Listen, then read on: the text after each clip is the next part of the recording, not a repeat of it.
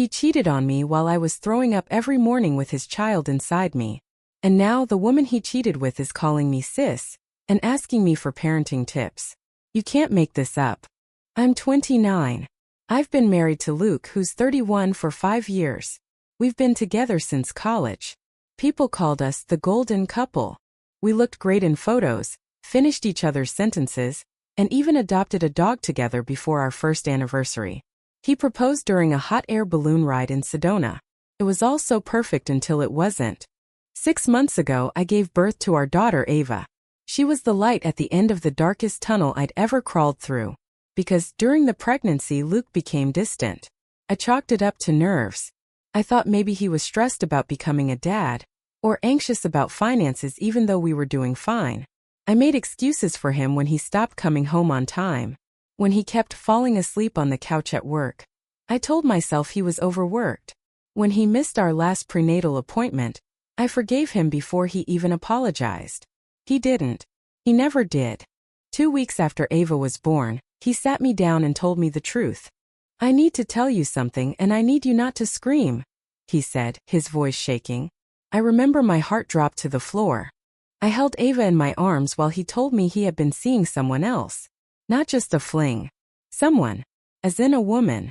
As in, a person who had shared a bed with my husband repeatedly while I was too nauseous to move, too bloated to see my feet, too exhausted to suspect anything. Her name is Trisha. She's 25. Works as a yoga instructor. Met him at his gym. Apparently, she didn't know he was married for the first month. Then when she found out, she didn't care because he said they were unhappy and about to separate. Classic. He told me she was pregnant, 6 weeks along, which meant it happened while I was in my 3rd trimester. I didn't scream. I laughed. I laughed like a lunatic, right there in the kitchen, Ava asleep against my chest. I asked him if it was a joke. He didn't laugh. I kicked him out that night. It's been 4 months since then. Luke comes to visit Ava, but we barely speak. I filed for divorce. My parents have been helping me financially. I started therapy. I'm surviving. But this morning, I opened my phone and saw something that made my blood run cold. It was a DM from someone named Trisha.Rise Yoga. Hey sis. I know this is awkward, but I'd really love to connect. I'm due soon and I don't really have a support system. I know we didn't meet under the best terms, but you seem like an amazing mom and I'd love some advice. Maybe even coffee. I dropped the phone. She called me sis. Sis. I blocked her immediately. Then she messaged me through another account. And another. 3. I didn't respond to any of them until she somehow got my number. How? Luke. It had to be Luke. So I called him. He didn't even deny it. She's scared, he said. She doesn't have family here. I just thought, maybe you could talk to her. She admires you. I went silent for so long he asked if I was still on the line. I am, I said. And I'm trying very hard not to drive over there and ruin both of your lives. He hung up. 3 hours later I got another text. This time a photo. Of Trisha. In a hospital gown. Looking nervous. With the caption. They said I might go into labor early. I wish I had a big sister to hold my hand. I couldn't believe the audacity. The nerve. The absolute delusion. I haven't told anyone yet. Not even my mom. She already thinks I'm too nice. She told me during the breakup. You always gave too much and he just took and took. She's right. But part of me wonders, am I wrong for not helping? Am I a terrible person for feeling absolutely nothing for this woman's fear? Then I remembered something. Last October when I was 8 months pregnant I had a mild fall. Slipped on the kitchen floor. It wasn't serious but I panicked. I called Luke crying asking if he could come home from work. He didn't pick up. He texted. Can't talk. In a meeting. You know what I found out? That meeting was actually a weekend cabin trip with Trisha. There were Instagram photos. I saw them later, her in his hoodie, him making pancakes. While I sat on the bathroom floor with a sprained ankle and a belly too big to move. So no. I don't owe her anything. Not advice. Not coffee. Not sisterhood. But of course it couldn't end there. That night I got a knock on the door. My mom was over playing with Ava. I opened the door and froze. It was her. Trisha. Standing there, 8 months pregnant, holding a diaper bag and a smoothie like we were old friends. My mom came to the doorway and stiffened. "Who's this?" Trisha smiled awkwardly. "Hi, I'm Luke's. Well, I guess you know. I just wanted to talk to her." She nodded toward me. My mom crossed her arms. "She doesn't want to talk to you." Trisha looked like she might cry. "Please.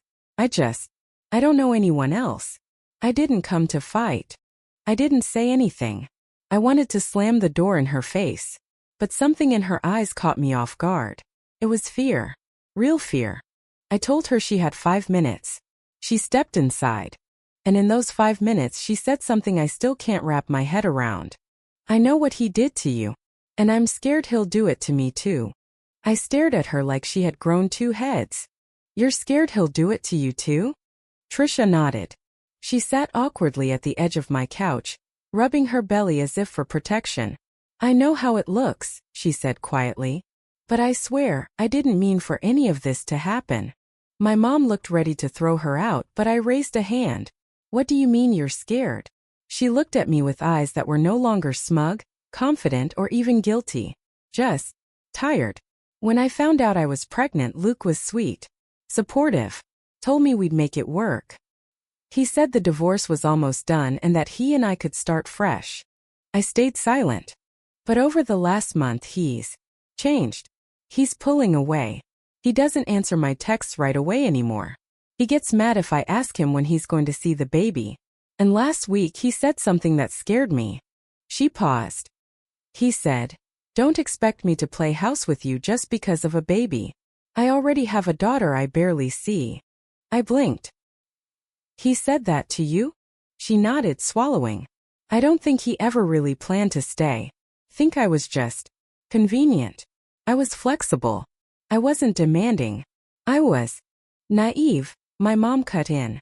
"You were naive." She didn't even deny it. "Yeah," Trisha whispered. "I was." The silence was thick. I should have felt satisfied. Vindicated, maybe. But I didn't. Not really. There was something deeply pathetic in the way she sat there. Knees together, shoulders hunched like a kid sent to the principal's office. She wasn't the confident other woman anymore.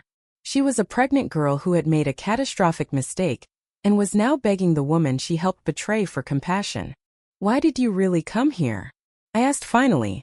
She looked up at me, eyes glassy. "Because I don't have anyone else. And I thought maybe you'd understand more than anyone what it's like to go through this alone." I exhaled slowly, my heart pounding in my chest. "I don't know what kind of twisted fantasy you're living in," I said, my voice even. "But I'm not your sister. I'm the woman whose life you helped destroy." "I know," she said immediately, eyes filling with tears. "I know that. I hate myself for it." "Good," I said. "You should." My mom placed a hand on my shoulder. I knew she wanted to end this. I did too. But I needed to get something off my chest. "Do you know what it felt like?" I began. "To be lying in a hospital bed, holding a baby I made with a man I trusted, while knowing he was probably texting you. Do you know what it's like to look into your daughter's eyes and wonder if her father will ever love her the way he claims to love himself?" Trisha broke. She started crying. Ugly, broken sobs that shook her body. "I was stupid," she choked out. "I believed him. I believed everything he said about you, that you were cold, controlling, that you pushed him away. I thought I was the one rescuing him. But I was just being used." I didn't correct her. Because the truth is, she was being used. And now she was discarded. Just like he discarded me emotionally the second I became inconvenient. But here's the thing, what she said about Luke made something shift inside me. I realized he never really loved either of us. He just loved being worshipped. Trisha wiped her eyes. "I don't expect forgiveness. I didn't know where else to go." Then she pulled something out of her bag. A folded piece of paper. A sonogram. "I don't even have a crib," she whispered. "I was hoping maybe you could tell me where to start. Like, where you bought yours. Or what to pack for the hospital. I wasn't planning to be a mom so soon. I'm terrified." My mother opened her mouth, but I gently put a hand on her wrist. I looked at Trisha. This woman I once hated with a fire I didn't know I had. And I saw something I didn't expect. Myself. The me from months ago. The me crying in the nursery at 3 a.m., Googling how to swaddle. The me calling OB hotlines because I thought I was leaking fluid when it was just pee. The me who panicked when Ava had colic and wouldn't sleep for 3 days. I wasn't ready either. I bought mine secondhand. I heard myself saying, "There's a Facebook group for single moms in the city. They donate a lot of baby gear." She looked up, hopeful. "Really?" I nodded. "I'll send you the link. That's all." She smiled through tears. "Thank you." "I'm not doing this for you," I said sharply. "I'm doing it because no baby deserves to come into this world unwanted." She looked down. "I understand. And don't contact me again after this." She nodded slowly. "Okay." She stood, thanked me again, left. As soon as the door closed, my mom turned to me. "You're too kind," she said, shaking her head. I looked at Ava playing in her swing. "No," I said quietly. "I'm strong. There's a difference." That night I lay awake, haunted by 100 versions of myself. The wife, the ex, the mother, the almost sister. And I realized something else. Luke wasn't the storm. He was the weather. Temporary, shifting, unreliable. And I was the shelter. I had always been the one standing strong. A few days passed. No word from Trisha. Until I got a letter in the mail. No return address. Just my name. Inside was a handwritten note. "I took your advice. I joined the group. I found a used bassinet and some clothes. You were right, I didn't deserve your help. But thank you for seeing the mom in me. Even when I couldn't see it myself. I'm naming her Eliana. It means God has answered." I read the letter 3 times. I felt lighter. Not healed. Not forgiving. But no longer bleeding. That night I texted Luke. "You don't get to break people and walk away anymore. I'll be filing for full custody." He replied, "You're being dramatic." I didn't respond. I simply blocked him. This time for good. 2 weeks passed. I didn't hear from Luke. I didn't hear from Trisha either. For the first time in nearly a year, my life settled into something close to peaceful. I woke up, fed Ava, did tummy time on a blanket in the living room while sipping coffee. I went back to work part-time from home, and my world began to feel like mine again. Quiet. Controlled. But peace is a fragile thing. Especially when it's built on top of lies you haven't yet uncovered. Started with a phone call. A number I didn't recognize. I let it go to voicemail. "Hi, this is Rebecca. Calling from Lakeside Pediatrics. I'm trying to confirm the insurance details for baby Eliana Cooper. She was listed as a dependent under Luke Cooper's plan. But we're missing secondary guardian information. If you're the mother or legal contact, please call us back." I froze. Luke listed me as the secondary guardian. For Trisha's baby? I called the clinic back immediately and explained that I was not the mother of Eliana Cooper. The nurse on the phone apologized and said the form had my number listed and my name written in as emergency contact 2. I asked her to remove me permanently. Then I sat down holding my phone, heart racing. What was he doing? That night, I sent Luke a simple message. "Why is my name on your new baby's paperwork?" He replied almost instantly. "Because you're good with kids. And Trish put you down. She said you helped her." Could have screamed. I helped her because she was desperate. Not because I wanted to co-parent your affair child. No reply. But then something strange happened. That weekend he showed up at my door without notice. He had a bouquet of cheap flowers and a plastic bag from Walgreens. Diapers and wipes. "I just want to talk," he said. "Please." I didn't want to let him in. Every cell in my body resisted. But I was tired of unfinished conversations. And if he was making me a legal contact on his other child's medical forms, I wanted answers face to face. I opened the door. He stepped inside, looked around like he hadn't once lived here. "I miss this place," he said quietly. "Don't," I warned. "Get to the point." He sat down looking far too comfortable on my couch. "Look, I know I screwed up. I know I hurt you. But I'm starting to think I made the wrong choice." I blinked slowly. The wrong choice.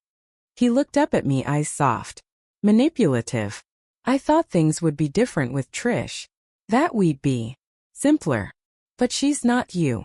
No, she's not, I said. She's younger, less experienced, easier to lie to. He flinched. That's not fair. I crossed my arms. You put me as the emergency contact for her baby. Are you out of your mind? He rubbed his forehead.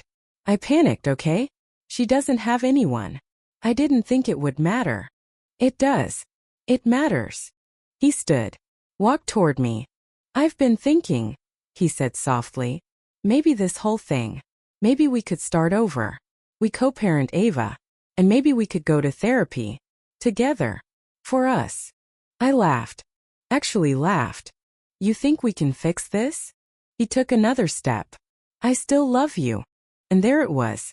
The ultimate twist in his story, the hero returning home, expecting the door to be open just because he missed the warmth. But he didn't see what I saw. He didn't see Ava behind him in the hallway, watching quietly from her playpen. He didn't see the steel that had formed in my spine these past few months. I stepped back. You love the version of me who took care of everything and asked for nothing. That version's gone. He looked wounded, like I had just kicked him. I'm not asking you to forgive everything just to think about it, he whispered. I tilted my head. Did you ask Trisha before showing up here and declaring your change of heart? He didn't answer. And that's when I realized hadn't told her. Not about this visit. Not about the flowers. Not about the pathetic attempt to slide back into my life.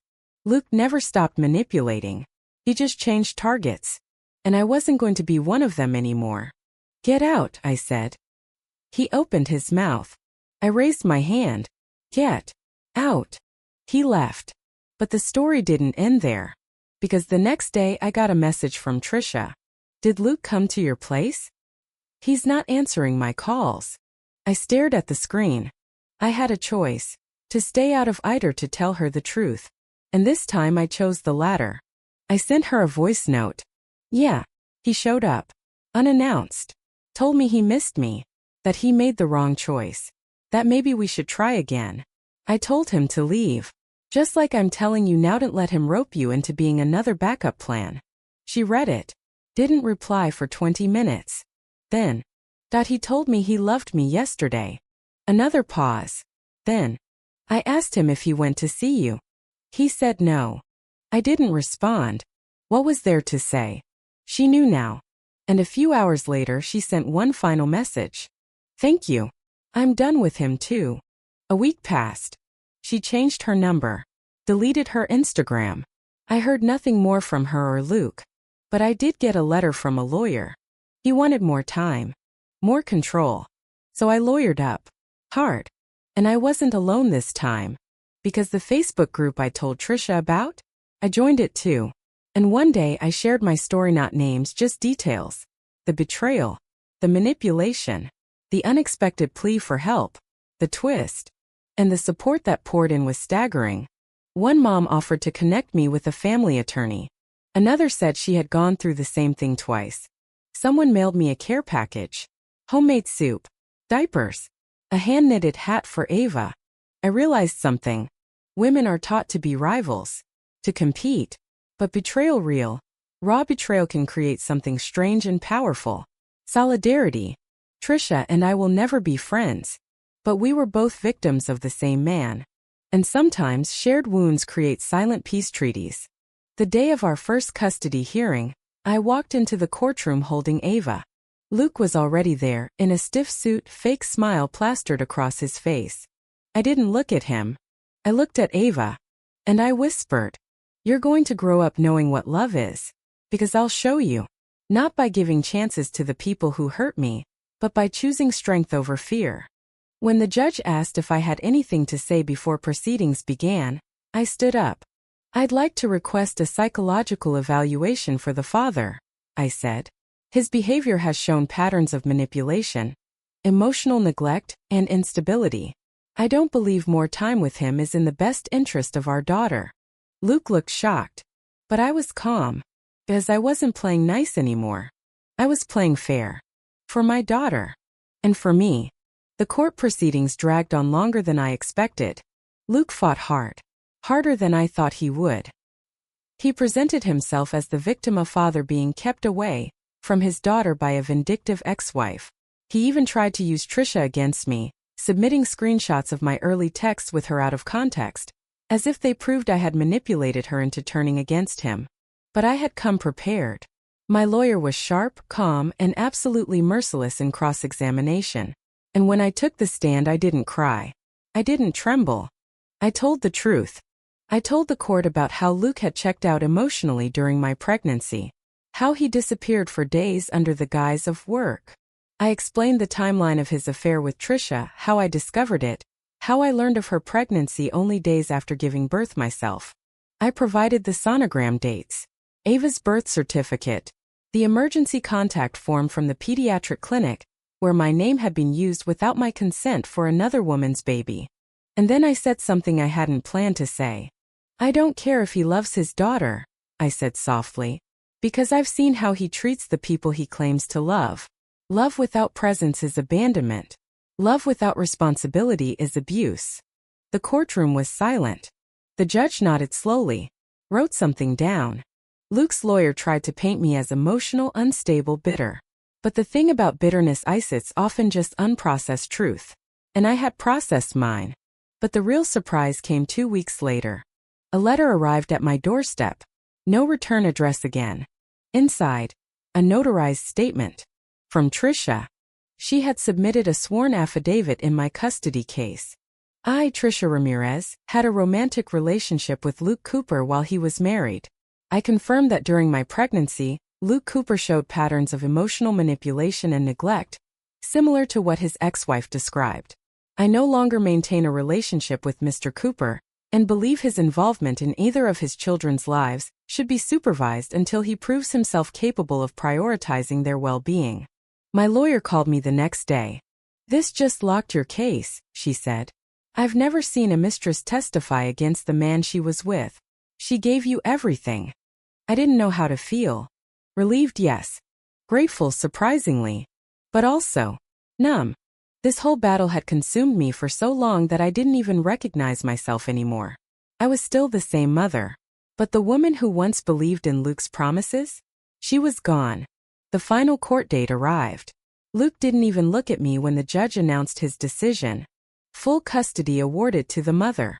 The father is granted supervised visitation every other weekend, contingent on completion of parenting courses and psychological evaluation. I didn't cry. Luke did. It was the first time I'd seen him show real emotion in months, and it was too little, too late. He tried to talk to me in the parking lot afterward. "I just want to know, how did it come to this?" he asked. I turned and looked at him. "It came to this because you didn't think consequences applied to you. But they do now." He opened his mouth again. I turned and walked away. I never spoke to him again. That night I sat in Ava's room watching her sleep. She was 8 months old now. She had started crawling, babbling, pulling herself up against the couch. She looked so much like Luke but with softer eyes. My eyes. I held her hand and whispered, "We're safe now." Weeks passed. Life became quiet again. One afternoon, as I pushed Ava in a stroller through the park, I saw a woman sitting on a bench alone, rocking a baby in a carrier. It was Trisha. I hesitated. Then I walked over. She looked up and smiled, tired but real. "She's beautiful," I said, pointing to the baby. "Eliana," she said softly. 5 weeks today." I nodded. "She looks happy." "She cries a lot," Trisha admitted. "But I think she knows I'm trying." We sat there in silence for a moment. Then she asked something unexpected. "Do you ever forgive him?" I looked at the sky. It was overcast. "I don't think I ever will." "Not really. But I think I'm learning how to forget him." She smiled faintly. "That's something." We didn't say goodbye. We didn't promise to keep in touch. We weren't friends. We weren't sisters. We were two women who survived the same fire, burned differently, scarred in our own ways but walking forward anyway. That night I sat down and wrote something for Ava. A letter she'll open when she turns 18. "My dearest Ava, you were born into a storm. But you were never the storm. You were the light. One day you'll learn about choices. About betrayal. about what it means to choose yourself when the world asks you to fold. I hope by the time you read this you'll know that strength isn't loud. Sometimes it's saying no when everything in you wants to say yes. Sometimes it's helping a stranger. And sometimes it's walking away from someone you thought you'd love forever. You are worth honesty. You are worth presence. You are worth someone who stays. And if one day you find yourself crying on a bathroom floor because someone shattered your trust, I hope you remember this story. I didn't let them break me. And neither will you. Love, Mom. Ava stirred in her crib, as if sensing something. I kissed her forehead, then turned off the light, and walked forward finally truly free.